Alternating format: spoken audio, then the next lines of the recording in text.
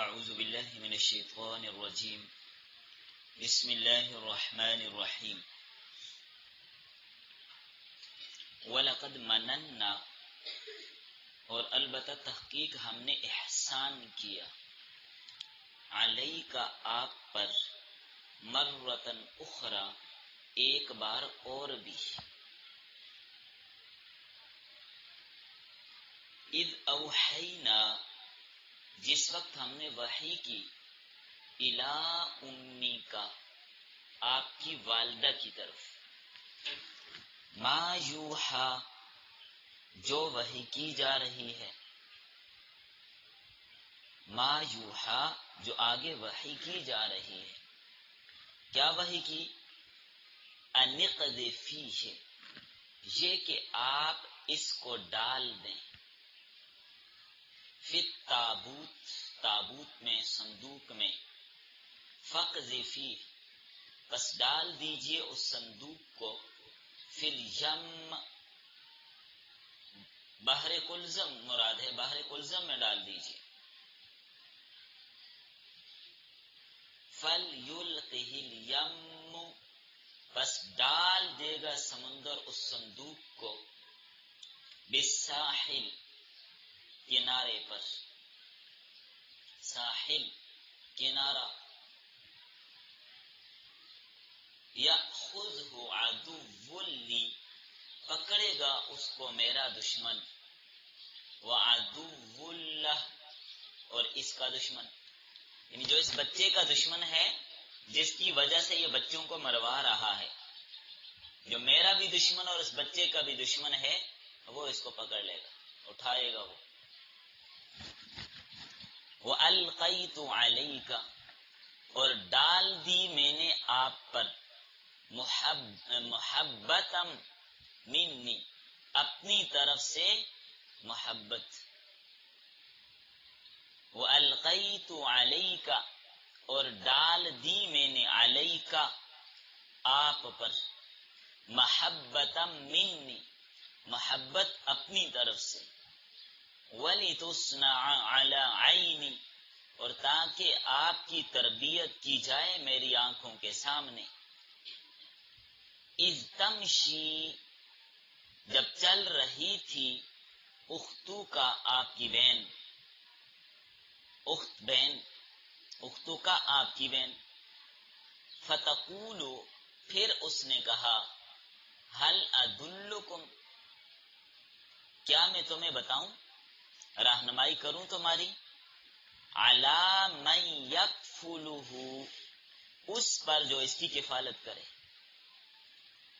فرجعناک پس ہم نے لوٹا دیا آپ کو الی امک آپ کی والدہ کی طرف کی تقر عینھا تاکہ اس کی آنکھیں ٹھنڈی ہوں ولا تحزن والدہ کی طرف لٹا دیا تاکہ اس کی آنکھیں ٹھنڈی ہوں ولا تحزن اور غم نہ کرے والدہ کے پاس اللہ تعالیٰ نے موسیٰ علیہ السلام کو دوبارہ پہنچا دیا کہ اس کی آنکھیں بھی ٹھنڈی اور وہ غم بھی نہ کرے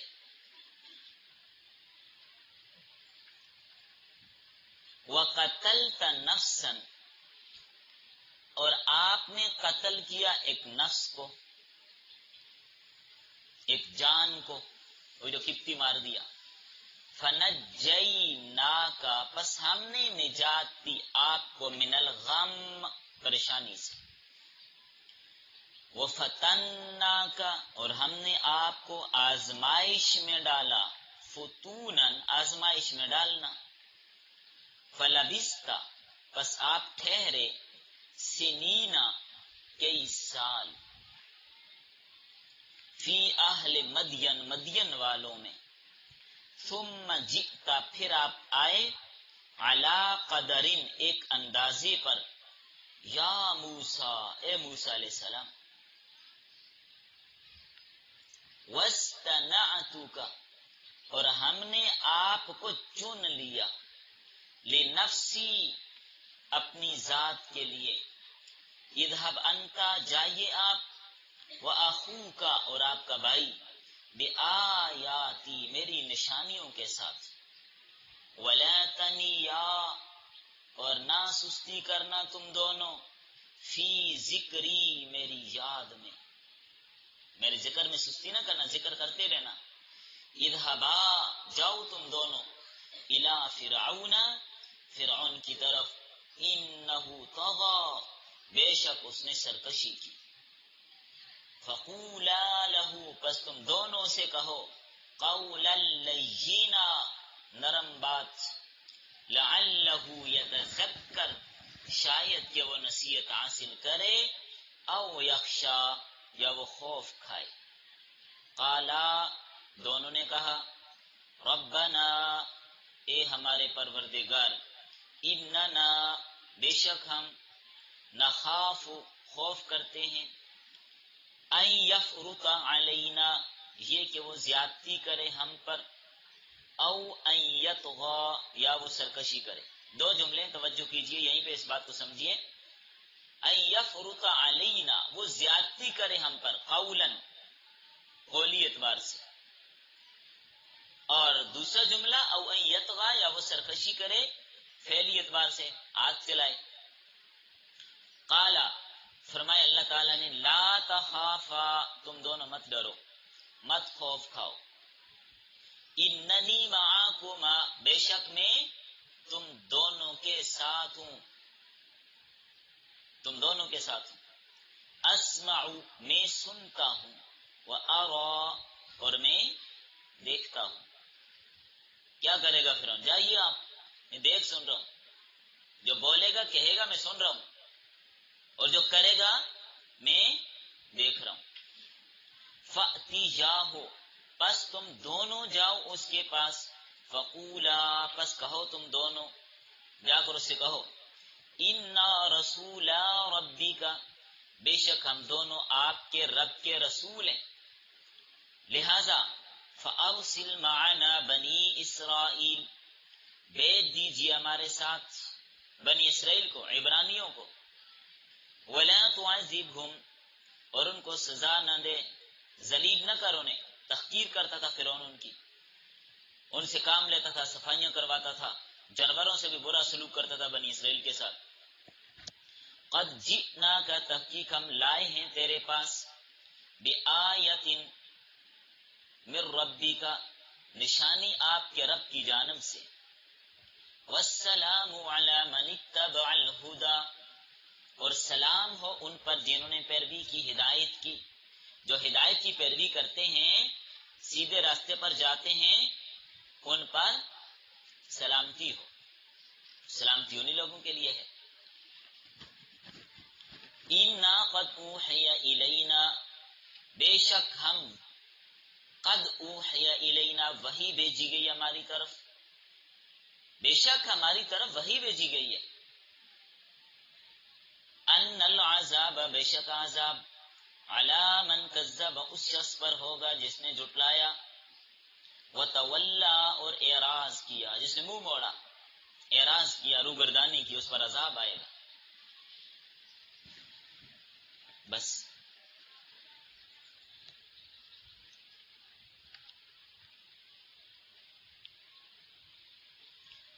جی، سورہ طٰہٰ اور درس نمبر 4، آج کے سبق کا عنوان ہے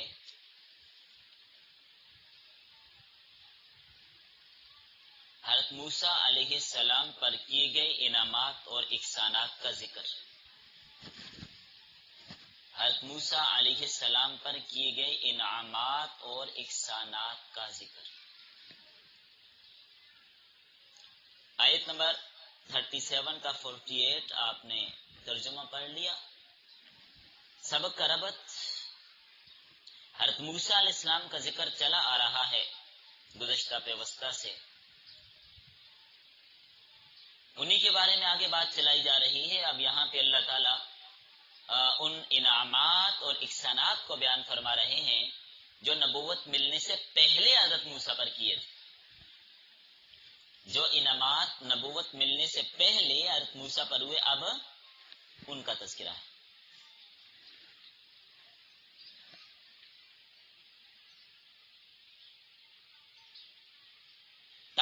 موسیٰ علیہ السلام سمجھ جائیں، توجہ، پورے سبق میں موٹی بات عرض کر رہا ہوں، یہ انعامات احسانات کیوں بتائے جا رہے ہیں؟ تاکہ حضرت موسیٰ علیہ السلام یہ بات سمجھ جائیں کہ جب نبوت ملنے سے پہلے اللہ نے میرے اوپر اتنے احسانات کیے، مجھے دشمنوں سے بچایا، دشمن کے گھر میں مجھے پالا، تو نبوت ملنے کے بعد جب اللہ نے مجھے اپنے لیے چن لیا، اب بدرجہ اولا اللہ میری حفاظت کریں گے۔ اس واقعہ سے قبل آپ کے سوال کیے بغیر، آپ کے مانگے بغیر، درخواست کیے بغیر اللہ نے انعامات کیے، احسانات کیے، تو اب درخواست کرنے کے بعد بھی اللہ دعائیں قبول کرے گا، پریشان ہونے کی ضرورت نہیں۔ آج کے سبق میں کسی نے شمار کیا کتنے احسانات پڑھے ابھی ہم نے؟ ترجمے کے دوران کسی نے گنے ہو تو بتائیے۔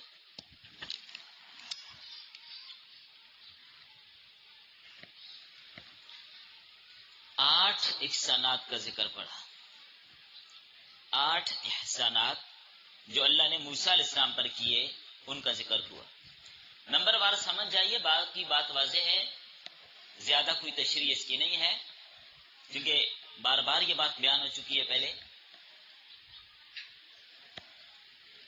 پہلا احسان فرمایا، جب آپ کی والدہ کی طرف ہم نے وحی بھیجی تھی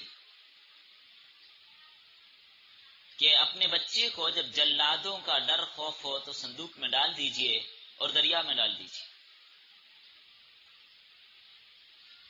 تو ہم نے اس صندوق کو دریا کے کنارے لگا دیا اور اس نہر کے ذریعے جو فرعون کے محلات کی طرف آ رہی تھی اس تک پہنچا دیا۔ فرعون کے مچھیروں نے دیکھا، وہ لے گئے، مختلف روایات ہیں آگے، فرعون یا اس کی بیوی وہاں پر اپنے باغوں میں ٹہل رہے تھے نہر کے کنارے، انہوں نے دیکھا، انہوں نے منگوایا، کھولا تو اندر سے چاند جیسا بچہ نکلا۔ اب دیکھیں نا کتنی ہمت کی موسیٰ علیہ السلام کی والدہ نے، کتنا دل مضبوط کیا کہ چلیں، ایک تو وہ یہ تھا کہ بچے کو گھر میں رکھ دیتی، چھپا دیتی، کچھ کیا جاتا، لیکن اب یہاں پر مسئلہ یہ ہے کہ اپنے ہاتھوں سے صندوق میں ڈالو اور دریا میں پھینک دو۔ اس صندوق کو کشتی کے طور پہ چلانے والا اور بچانے والا کون ہے؟ اسی کو خدا کہتے ہیں۔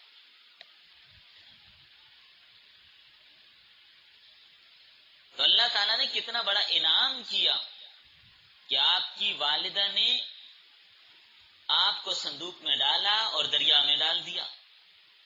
اب وہ کہیں بھی جا سکتا تھا، ہم نے آپ کے دشمن کے گھر پہنچا دی اور ہم نے کہا کہ اس نے پرورش یہیں پانی ہے، اور وہ بندہ اس صندوق کو لے گا، پکڑے گا، اٹھائے گا، جو میرا بھی دشمن ہے اور موسیٰ کا بھی دشمن ہے۔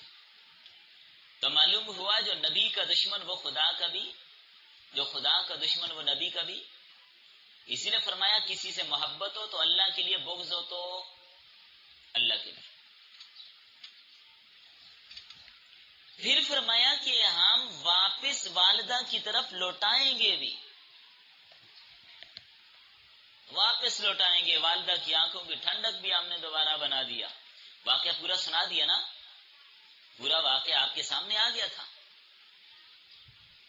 اذ اوحینا الی امک، جس وقت ہم نے وحی کیا آپ کی والدہ کی طرف، ما یوحا، وہ جو آگے وحی کی جا رہی ہے، آنے والے الفاظ کی وحی، کیا؟ انکسفیہ فی التابوت، اسے صندوق میں ڈالیے، فاقذفیہ فی الیم، اور اس کو دریا میں ڈال دیجیے۔ اور سورہ قصص میں غالباً فرمایا وَلَا تَخَافِي وَلَا تَحْزَنِي إِنَّا رَادُّوهُ إِلَيْكِ وَجَاعِلُوهُ مِنَ الْمُرْسَلِينَ۔ اے موسیٰ علیہ السلام کی والدہ محترمہ، خوف بھی نہیں کرنا، غم بھی نہیں کرنا، بے شک ہم اس کو واپس آپ کے پاس لوٹا دیں گے۔ کچھ دنوں کی بات نہیں، ہفتوں کی بات نہیں، گھنٹوں کی بات ہے۔ کچھ گھنٹوں کے بعد حضرت موسیٰ واپس والدہ کے پاس۔ دودھ پلانے والا مسئلہ بنا، آگے بتا رہی ہے، تو دریا نے ساحل پہ لگا لیا، فَلْيُلْقِهِ الْيَمُّ بِالسَّاحِلِ، کنارے پر لگا دیا۔ تو حضرت موسیٰ علیہ السلام وہاں پر فرعون کے گھر پہنچ گئے۔ فرعون نے کہا کہ قتل کر دیں اس بچے کو، بیوی نے کہا خبردار، ہم اس کو اپنا بچہ بنا لیتے ہیں. لا تقتلوه عسى ان ينفعنا او نتخذه ولدا. سورہ قصص آیت نمبر 9. قتل نہ کیجیے، یا ہمیں فائدہ دے گا یا ہم اس کو اپنا بیٹا بنا لیں گے. اس لیے تفاسیر نے لکھا کہ فرعون کی نیت پہلی خراب تھی. تمہیں نفع معلوم ہوگا، مجھے کوئی نفع والا نظر نہیں آتا، کیونکہ سبب بننا تھا فرعون کی گرکابی کا. انما الاعمال بالنیات. لیکن مصر کی عورتیں وہاں کے مردوں پر حاوی تھی، ان کا نہیں کرنے دوں گی یہ کام آپ کو. تو بہرحال اللہ تعالیٰ نے موسیٰ علیہ السلام کو یہاں پہنچا دیا. آگے چلیے. دوسرا احسان، میں صرف اشارہ دوں گا چونکہ یہ ساری باتیں آپ نے پہلے پڑھی ہوئی. اے موسیٰ علیہ السلام،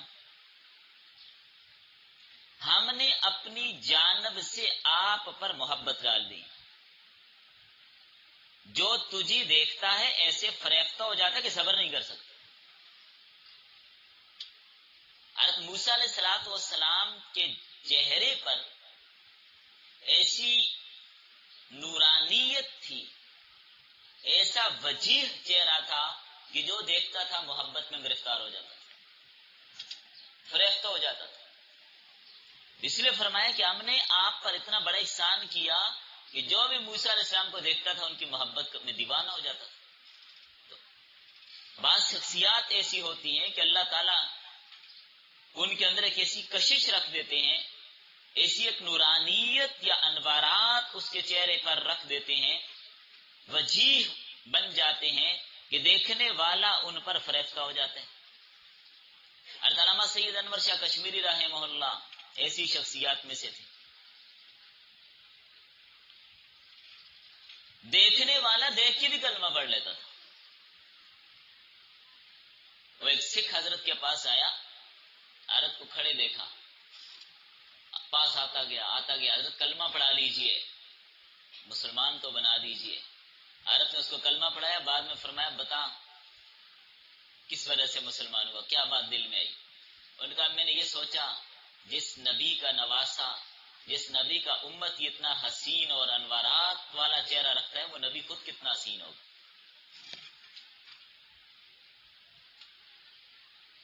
تیسرا احسان، آپ کی پرورش ہماری نگرانی میں ہوئی.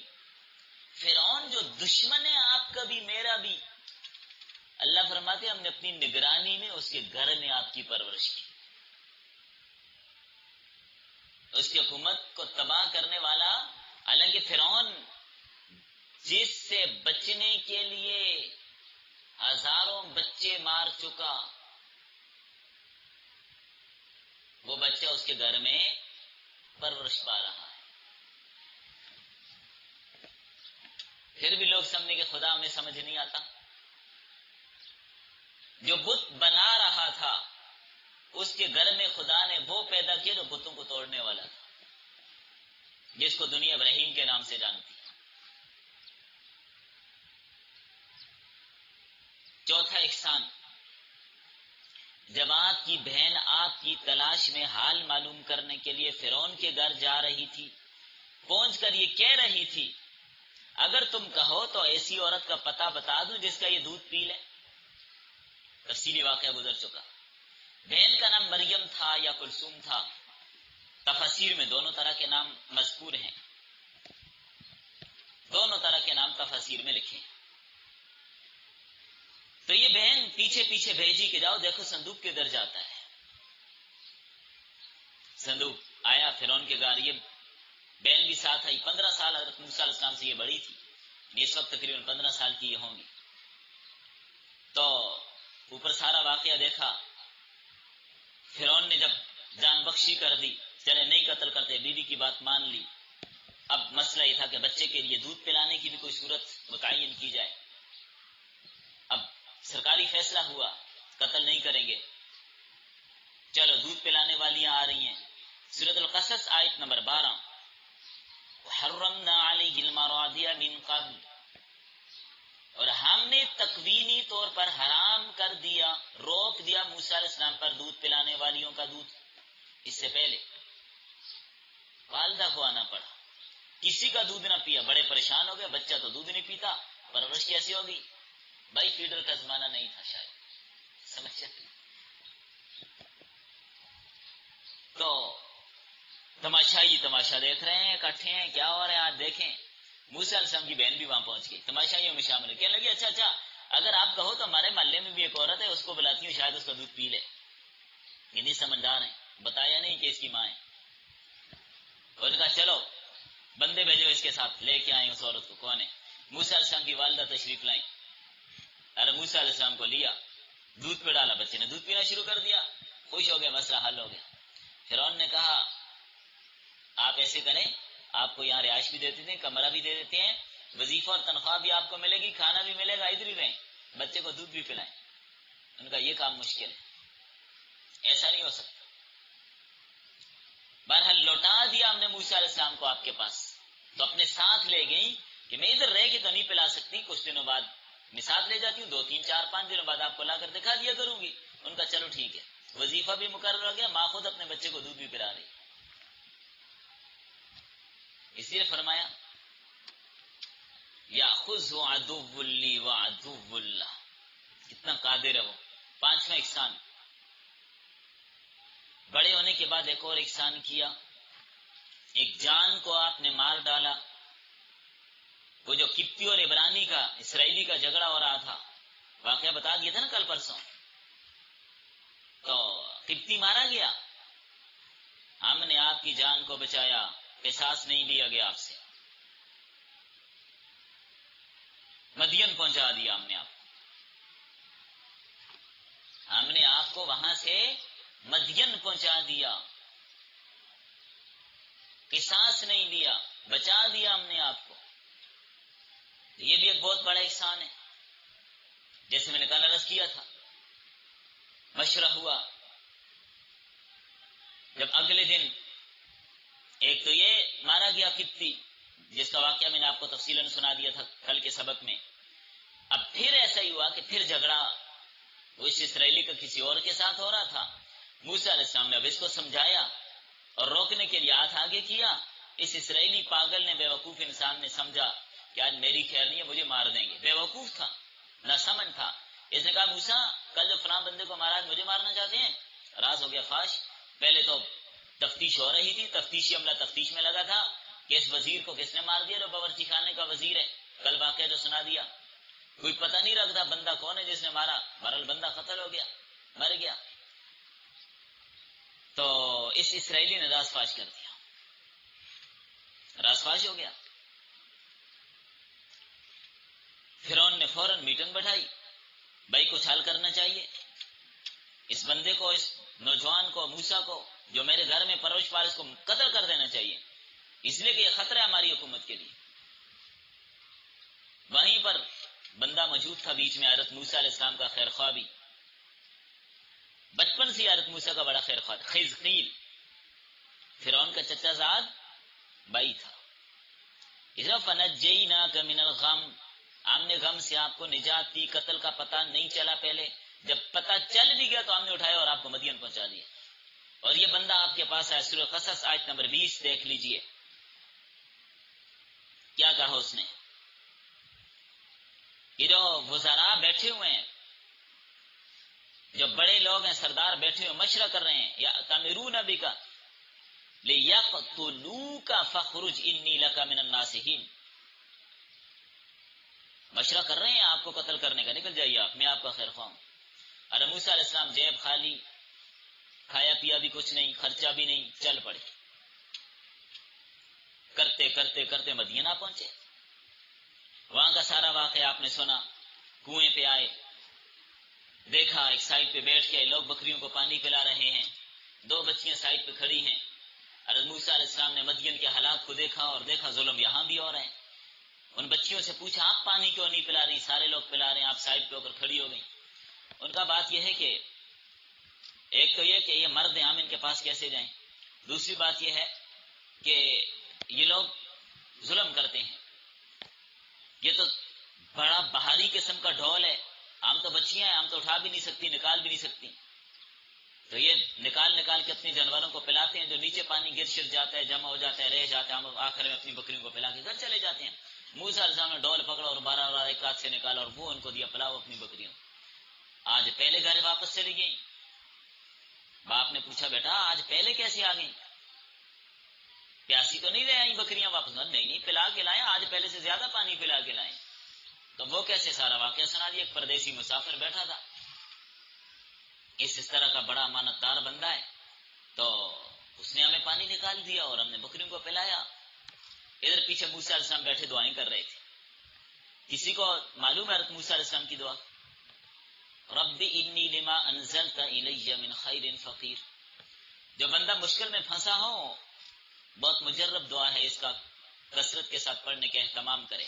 ارے موسیٰ دعائیں کر رہے تھے، کھایا بھی کچھ نہیں، اللہ رعایش بھی نہیں، اللہ آپ کی طرف سے خیر کا بہت زیادہ محتاج ہوں۔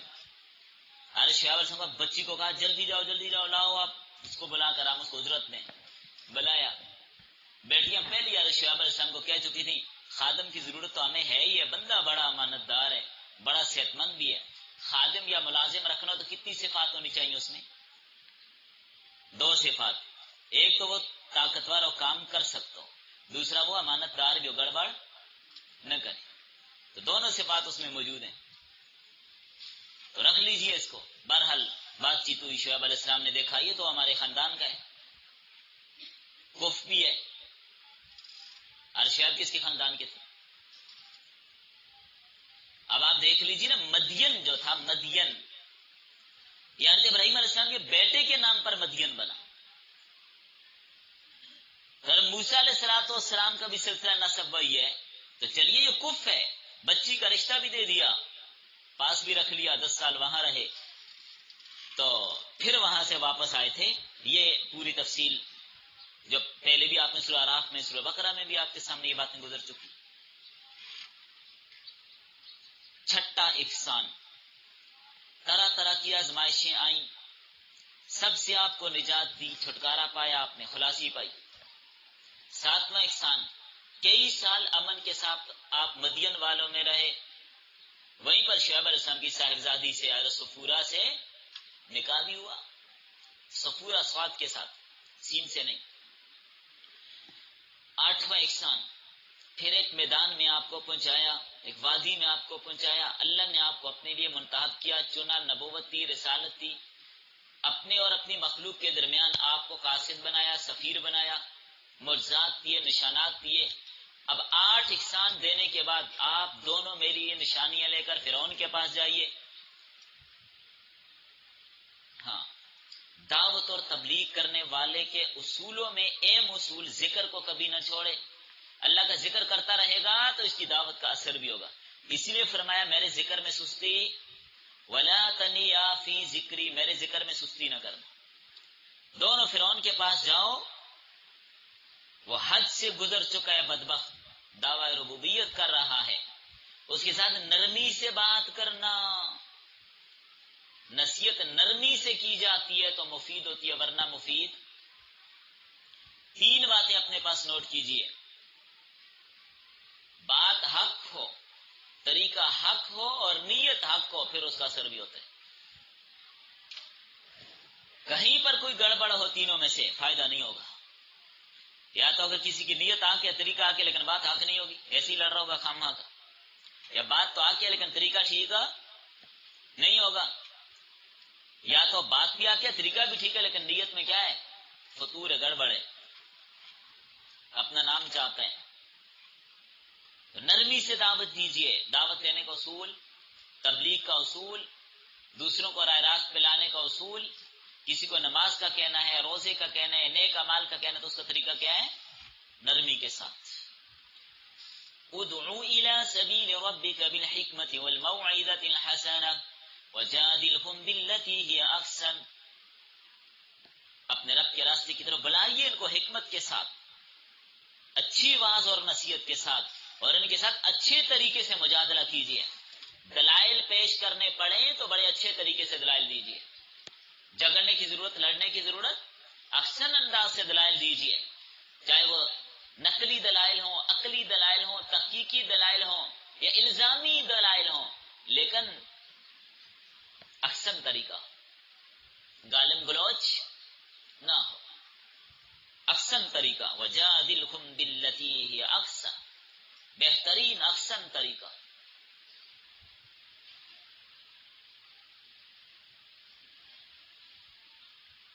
وہ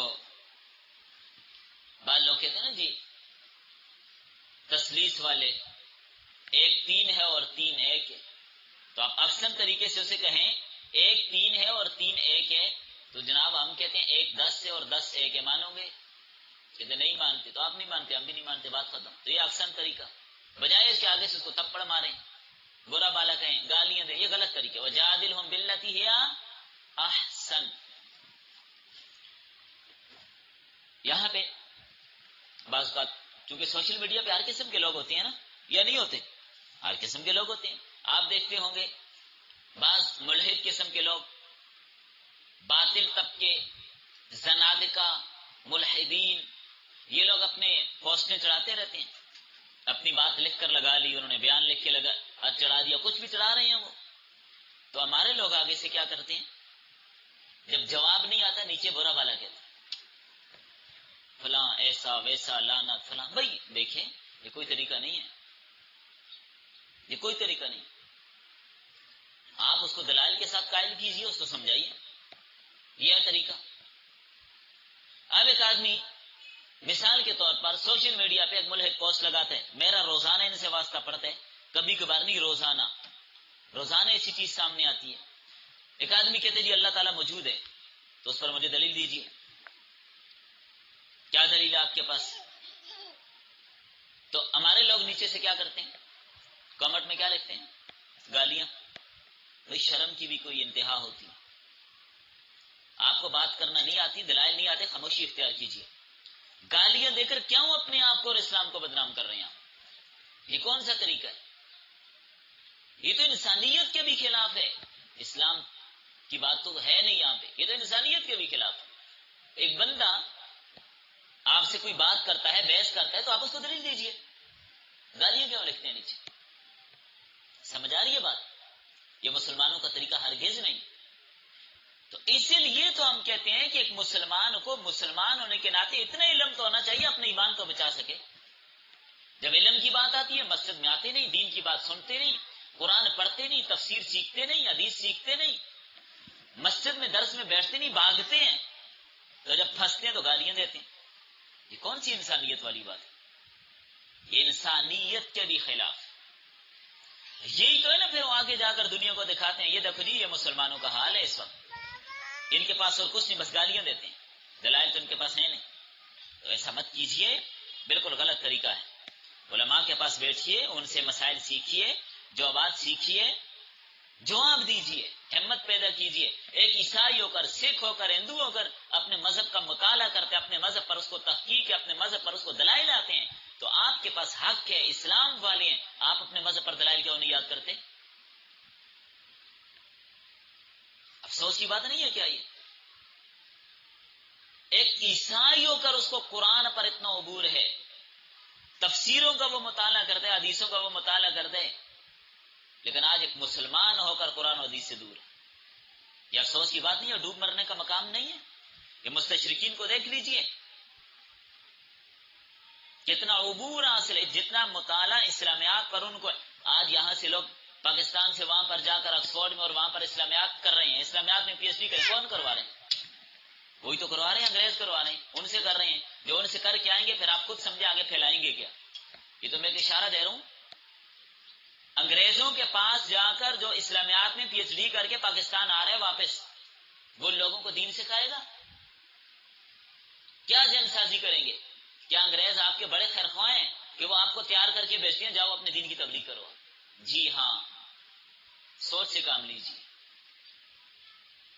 جو لوگ وہاں سے پڑھ کر آ کر یہاں اپنے ادارے قائم کر کے اور یہاں پر دین کی دعوت دینا شروع کر دیں، خطرے کی گھنٹی ہیں، خطرے کی گھنٹی ہیں۔ انہوں نے کیا کچھ ان کے ذہن میں بھرا ہے آپ کو پتہ نہیں۔ اس لیے بات لمبی ہو رہی ہے تو میں عرض یہ کر رہا ہوں، اپنے مذہب پر، اسلام پر مطالعہ کیجیے، اپنے پاس دلائل رکھیے۔ دیکھو آج کوئی عیسائی ہمارے عام طور پہ آئی ایسے ان کے ساتھ 8 سال مدرسے میں لگا کے آئے، عیسائیوں کے دلائل کا سامنا نہیں کر سکتے، مرزائی جب دلائل دیتے تو سامنا نہیں کر سکتے، کیوں؟ مطالعہ نہیں کرتے، وقت گزاری کرتے ہیں، ایسے کام نہیں چلے گا، عبور حاصل کرنا ہوگا، تو یہ ضروریات کا علم تو ہر مسلمان کے پاس ہونا چاہیے، اور وہ ایسے ایسے عجیب عجیب سوال کرتے ہیں بندہ دنگ رہ جاتا ہے۔ یہاں پر ایک اعتراض ہو رہا ہے، فرعون کے لیے لعل کیوں کہا؟ ترجمے میں پڑھا نا آپ نے، ابھی نئی بات تو نہیں کر رہا، لعل کے ساتھ کیوں کہا کہ آپ دونوں فرعون کے پاس جاؤ، شاید کہ وہ کیا کر لے، ہدایت قبول کر لے، شاید کہ وہ ڈر جائے۔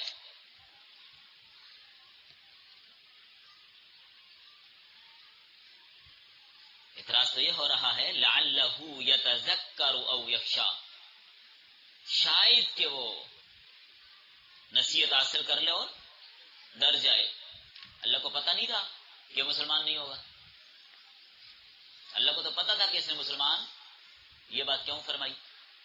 تو ملحد یہاں پر یہ اعتراض جڑے گا آپ پر کہ قرآن میں یہ بات ہے، معلوم اللہ کو پتہ نہیں تھا کہ وہ مسلمان ہوگا، پھر آپ کیوں کہتے ہیں کہ ہمارا اللہ غیب جانتا ہے، جبکہ قرآن میں یہ بات آ رہی ہے لعلہ یتذکر او یخشی، شاید کہ وہ ڈر جائے نصیحت قبول کر لے، تو معلوم ہوا اللہ کو غیب کا علم نہیں ہے، یہ اعتراض ملحد نے کر لیا۔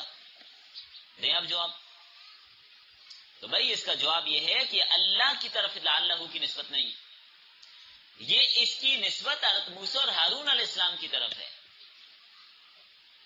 اللہ کو تو پہلے سے پتہ ہے کہ اس نے مسلمان نہیں ہونا، تو موسیٰ اور ہارون علیہ السلام کو یہ بات بتائی جا رہی ہے، ان کی طرف نسبت کی جا رہی ہے، ان کے اعتبار سے کلمہ امید ذکر کیا۔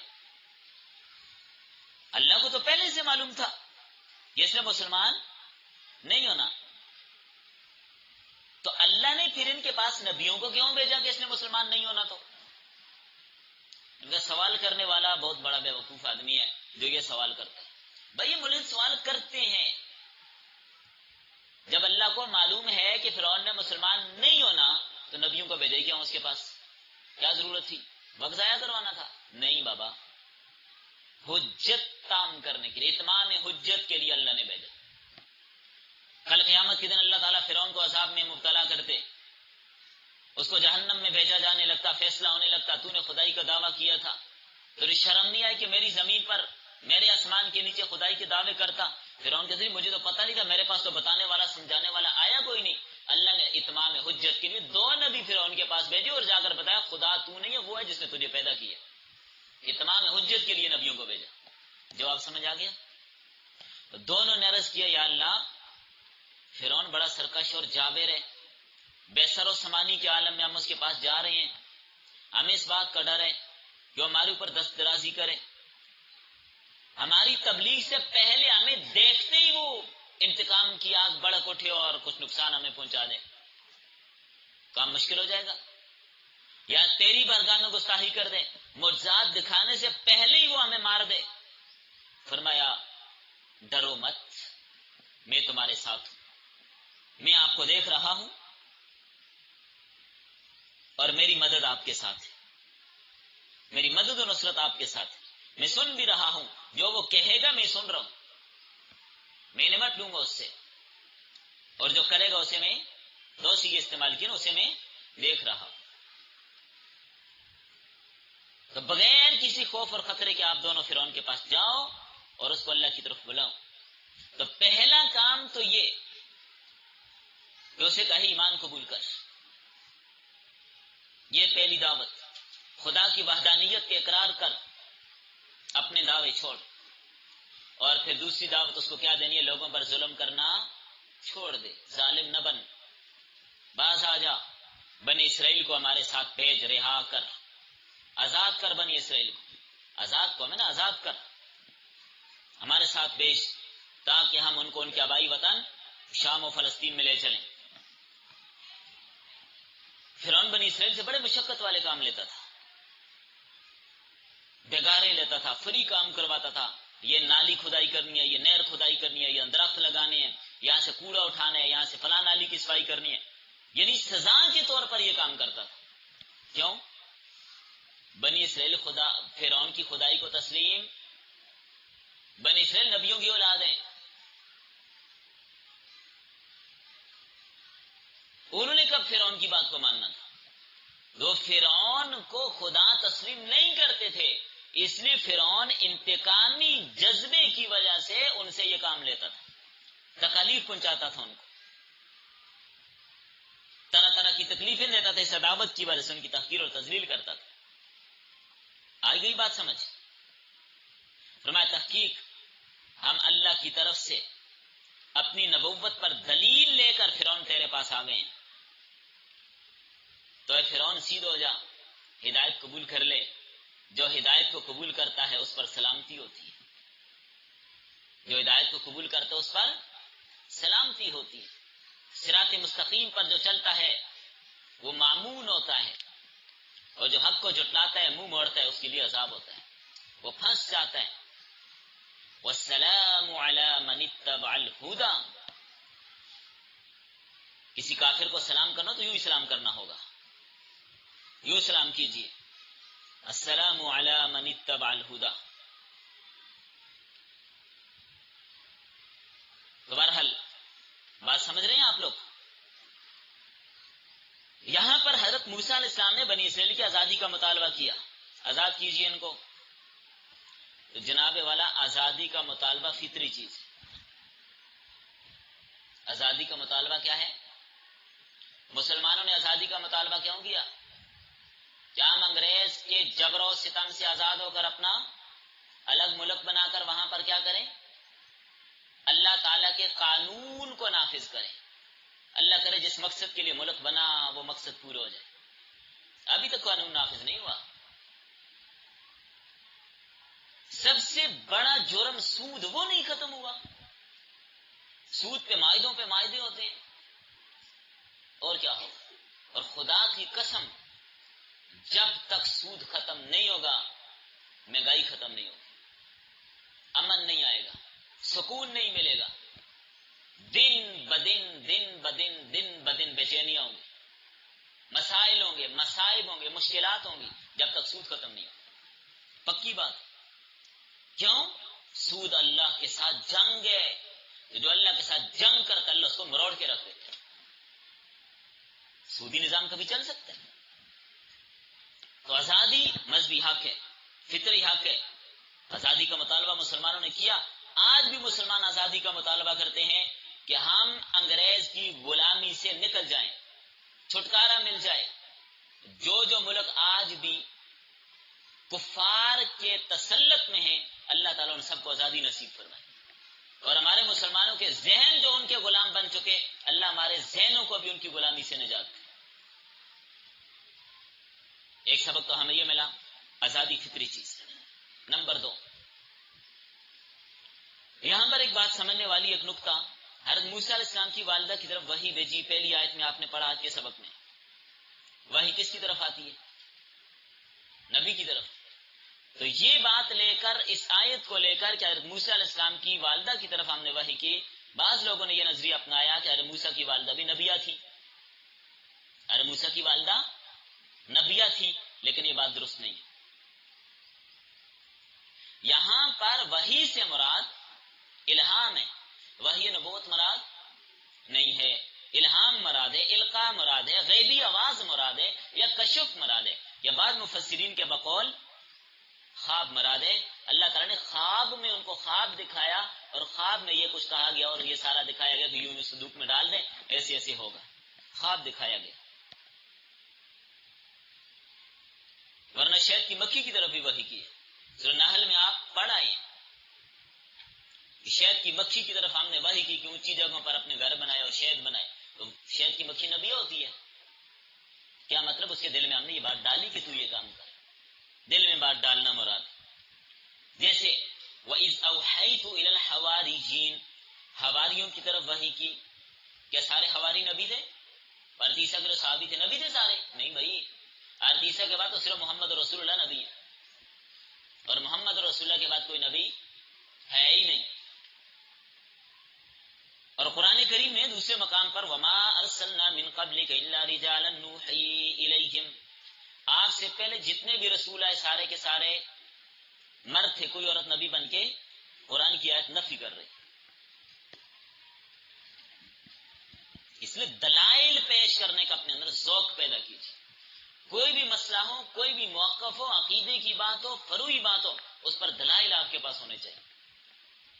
دلائل کے بغیر ہم نہ بات کرتے ہیں نہ مانتے ہیں، سیدھی سی بات. جس بات کی دلیل نہ ہو ہم اس کو مانتے بھی نہیں اور کرتے بھی نہیں. باقی یہاں پر ہمیں ایک سبق یہ ملا، ذکر اللہ کی کثرت. نبی صلی اللہ علیہ وسلم کے پاس ایک آدمی آیا، کہنے لگا حضرت یا رسول اللہ صلی اللہ علیہ وسلم کوئی نصیحت کیجیے. آپ نے فرمایا لا یزال لسانک رطبا من ذکر اللہ، ہر وقت اپنی زبان کو اللہ کے ساتھ، اللہ کے ذکر کے ساتھ تر رکھو. یہ نصیحت آپ کو. سب سے آسان ذکر زبان کا ہے، زبان سے اللہ اللہ اللہ کرتے رہنا. اور باقی بندہ محنت کرے پھر دل بھی ذکر کرتا ہے، جو باطنی لطائف ہیں، روح ہے، قلب ہے، یہ بھی سارے ذکر کرتے رہیں. سر ہے، خفی ہے، اخفا ہے، یہ سارے پھر ذکر کرتے ہیں. جب انسان محنت کرے، محنت کرنی پڑتی ہے، سلسلے کے ساتھ جڑنا پڑتا ہے. اس لیے ذکر کی کثرت دعوت دینے والے کے لیے، سیکھنے والے کے لیے بہت ضروری ہے. میدان جنگ کے اندر بھی ذکر کرنے کا حکم دیا کہ ذکر کریں گے تو فتح بھی ہوگی، کامیابی ملے گی انشاءاللہ. ذکر کی کثرت کی بہت زیادہ ضرورت ہے.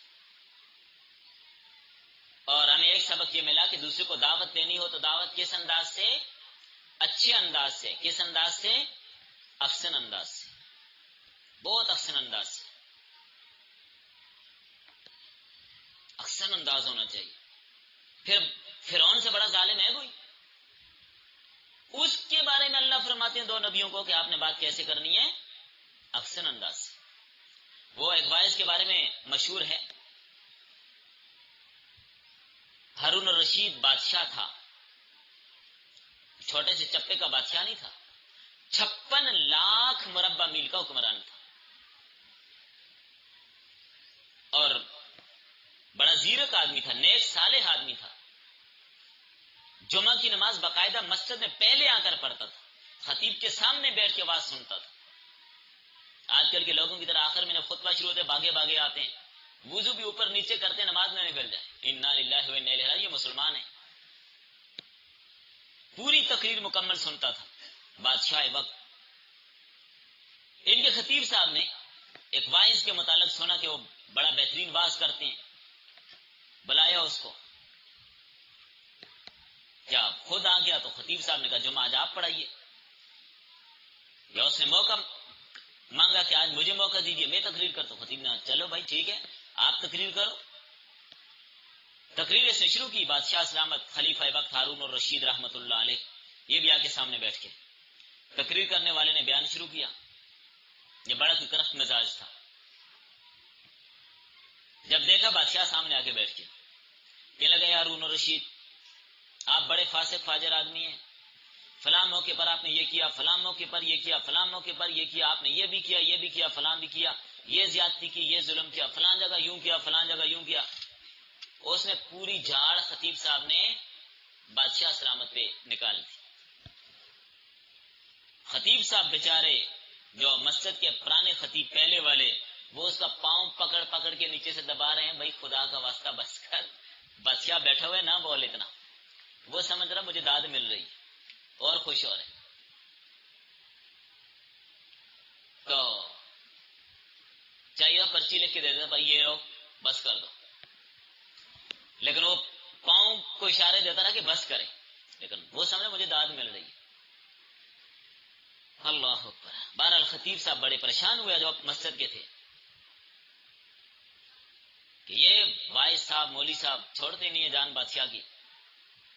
لوگوں نے یقین کر لیا کہ آج خلیفہ وقت اس کو قتل کرائے گا. اتنی بڑی پبلک کے سامنے، مخلوق خدا کے سامنے، ہزاروں کے مجمع کے سامنے اس نے بادشاہ کا نام لے لے کر اس کو برا بھلا کہا. خیر جمعے کی نماز ہو گئی، ہارون الرشید بھی نماز پڑھ کے چلے گئے.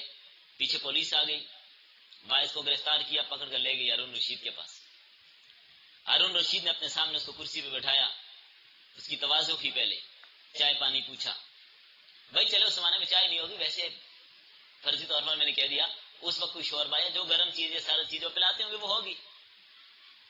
اس کو پلائی.